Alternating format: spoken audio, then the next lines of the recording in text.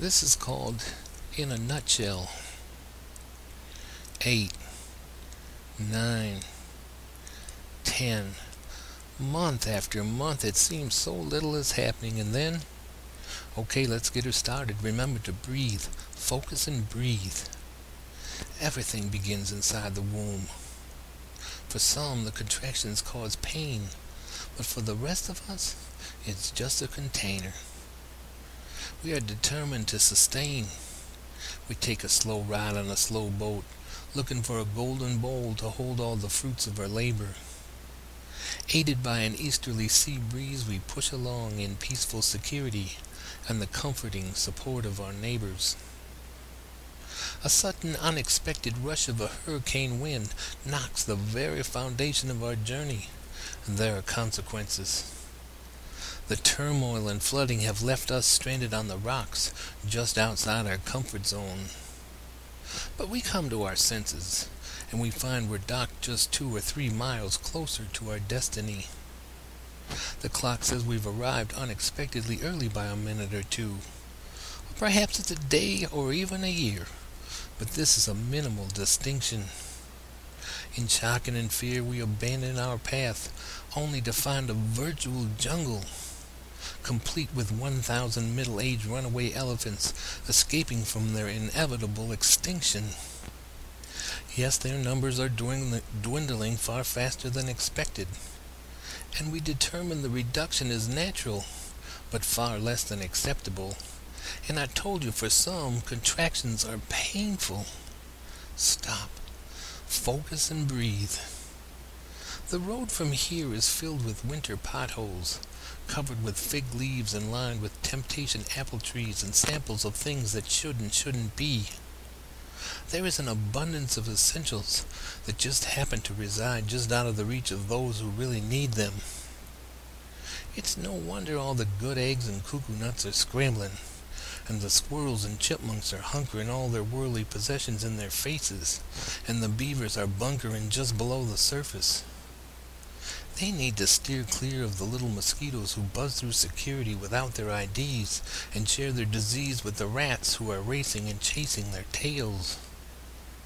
I have no idea how the snail feels, strolling along with a snowball's chance of beating the turtle, who coincidentally is competing with Myrtle, the speedy long-eared hare. I mean rabbit, dagnabbit, and I hope this is abundantly clear. Circling above there's vultures, and long-necked geese swarming like flies, invading our skies, dropping all their business on us.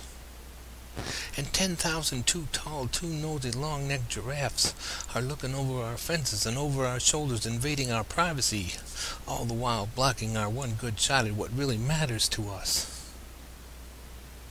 There are 1,000,001 electric monkeys, swinging from tree to tree, seizing all the excellent opportunities before they even have a chance to present themselves to us. I wonder, where do they get the energy? Stop, focus, and breathe. Just who is flipping the bill and greasing the palms of all those penguins, disguised as doctors and lawyers, not really knowing what they're doing, but more than willing to take a quack at it? It's pretty hard to track the winners, or determine who's really a victim of chance or a victim of circumstance. We have kangaroos carrying babies, and babies carrying even more babies, and I can't see no visible means of support, and I only report this because it seems nobody cares.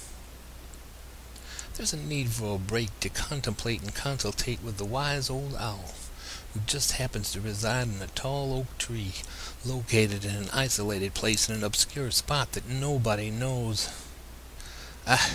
What could he know anyway? We're down to earth, and he's way up there all alone, not really zoned into the problems at hand. How could he understand better than my friends who are directly affected by this circumstance? I need to rest before I continue. I go to the fair to take time to forget, and I go to a window to order a ticket to a very fast roller coaster, and I find it ain't really helping because it's just exposing me to new peaks and valleys, and I truly need to rally my emotions before the explosion. Stop, focus, and breathe. Well, the vacation is over and it's time to get sober and have no remorse. And coping is moving weary bones from microscope to telescope to get a new view of reality, of course. Below the thunder and storms I see remorse helping sharks and doctors helping people avoid the gurney to prolong this journey, and I wonder why they do it. And I wonder why all those chimpanzees continue to groom their mates. And why do these little rabbits continue to mate? Wait! It's to create more rabbits, of course. And why do painters paint and sculptors continue to grind clay? It's to make something from nothing, and it's because they have something to say, and this is the way they do it. I see little boys and girls float in on butterfly wings, and innocently do it with lemonade stands, and money-making schemes causing their bank accounts to burst at the seams, filled with hundreds and hundreds of pennies and childhood dreams. It seems unduly extreme to put pressure like this on our labor force, this being an exaggeration, of course. But when we see or hear thoughts getting carried away, we need to understand time waits for no man. It's a bullet train that moves us from cradle to tomb. And some get off so fast, sooner rather than later, and some seem to ride on it forever and ever, constantly looking for something better and better, and in the end, we're not doomed to this struggle and strife, as it seems no matter. Life comes and goes, and too soon it's past. And then there are folks who are older than dirt. Their time is gone with their friends who left earlier than expected. And they can't seem to exit because the train don't stop, it's moving too fast. And all they can do is focus and breathe, because all the friends they have left are just reflections and collections of faces and books. And they just want to talk to, relate to anybody, but they can't, because the phones don't work, because the internet's down, and the gall darn Facebook is just too confusing. Stop focusing. Stop focus. Just stop.